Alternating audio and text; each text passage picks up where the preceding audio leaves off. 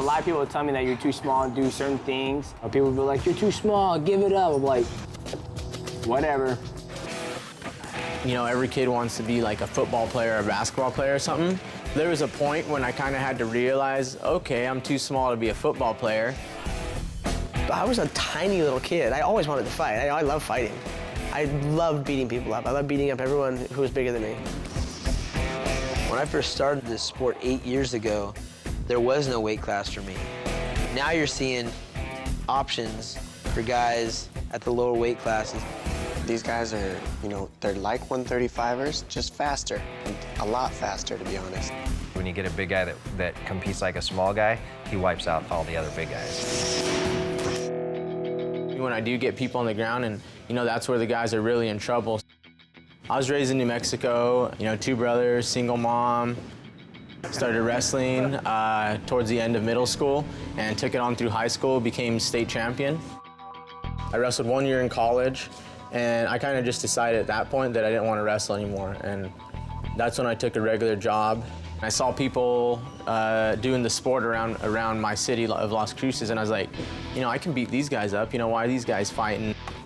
Took up MMA, and you know, I just loved the sport. You know, it became really just a passion of mine, and I was doing it as a hobby. You know, I was doing a regular job and just doing that after work. You know, I just decided, like, I can be pretty good at this. Life is a risk, and you know, just goes to show, you know, that dreams can come true. Each time I fight someone who's like my size, I tend on finishing them and knocking them out. Growing up, I fell in love with running, track, and then wrestling because it was almost, I was doing things that are my size. Nobody was heavier than me. You become really mentally tough in wrestling. I was working full-time, and I was also training full-time and also going to school full-time, taking a full load. One thing started to give, you know, my schooling started to go downhill, and I had to decide, was I gonna go to school, train, or work full-time? I had no ambitions to go professional in mixed martial arts. I just did it because I loved it. And then I kept on fighting amateur, and then one thing led to another, then now I was like, okay, it's time to go pro. Even though I was pro, I was still working 40 hours a week because I needed to make ends meet. And then eventually, there's gonna be a day when I'm telling you you're gonna have to quit your job and focus just 110% on fighting, and now that time has come. I think my best asset is mixing it up. You know, I don't really suck at anything. I started wrestling in high school and college, and started wrestling or doing jiu-jitsu in high school. Watching UFC, the first ones, I was like, this is the coolest thing on the planet. Like, I can make money doing this. It's just something I love doing. You know, it's the ultimate test of man, really.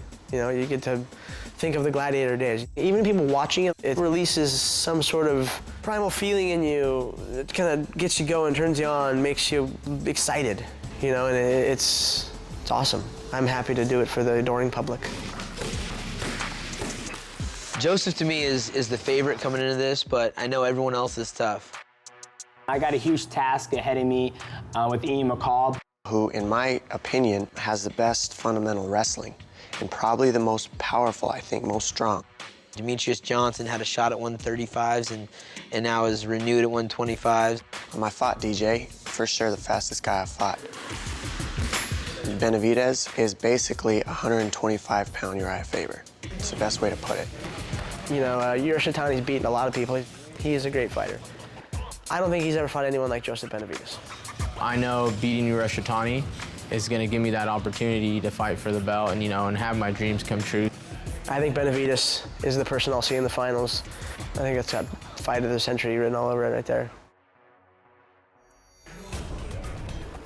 It's interesting the tournament setup for the 125-pound weight class, but it's not like these guys are getting handed anything.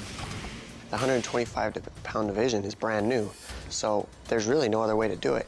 These guys that were at a weight class above, and now we're going to get to see them do battle at their most competitive weight class. Oh, nice right hand by Benavidez. It's going to be a dogfight in there. I mean, the fact that these guys are going into a tournament to see who comes out on top, I got no problem with that. Look at the speed here. Perfect timing. I plan on, you know, being the first flyweight champion in the UFC. You're gonna see knockouts, you're gonna see people get dropped. You're gonna see, you know, MMA, you know, at its best. You just see a higher level of mixed martial arts at its finest, in my opinion, with the smaller guys. These are the fastest guys on the planet right now. They have high cardio. They're not pushing as much weight. They're not using as much oxygen. They're going to create super exciting fights because of that. We're going to beat the crap out of each other, and it's going to be really fun to watch. That's the one thing I can say. It's basically a bunch of top dogs, a bunch of alpha males that are going to find out who's who. Oh, he got rocked. He's hurt. Bang, out go the lights. It's going to be fireworks for sure.